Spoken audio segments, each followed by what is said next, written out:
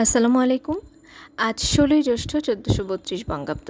আশা করছি সকলে অনেক অনেক ভালো আছেন। ইংলিশ ভোকাবুলারির নতুন ৫টি শব্দ আজ আমরা জানব। পাশাপাশি শব্দগুলির বাংলা অর্থ, ইংলিশ উচ্চারণ এবং শব্দগুলো দিয়ে গঠিত একটি বাক্য জানার চেষ্টা করব। হাস্যকর শারীরিক কৌতুক বা শারীরিক ভাড়ামোকে আমরা ইংলিশে বলতে পারি স্ল্যাপস্টিক। এটি একটি নাউন, স্পেলিং SLAPSTICK, স্ল্যাপস্টিক। নিঃসরণ হওয়া বা বেরিয়ে আসাকে আমরা ইংলিশে বলতে পারি এক্সিউড। এটি একটি ভার্ব, স্পেলিং EXUDE। ঘষে ঘষে জ্বালা ধরা বা রাগান্বিত হওয়াকে আমরা ইংলিশে বলতে পারি চেফ। এটি একটি verb, spelling CHAFE, chef.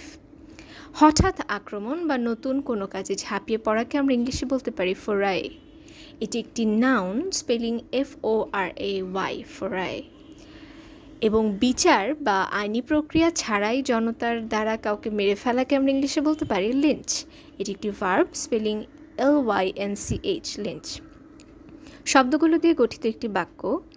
During his foray into slapstick comedy, the actor began to exude confidence on stage. Though harsh critics continued to chafe at his performances, and one angry fan group even threatened to lynch him for mocking their culture. অসংখ্য ধন্যবাদ।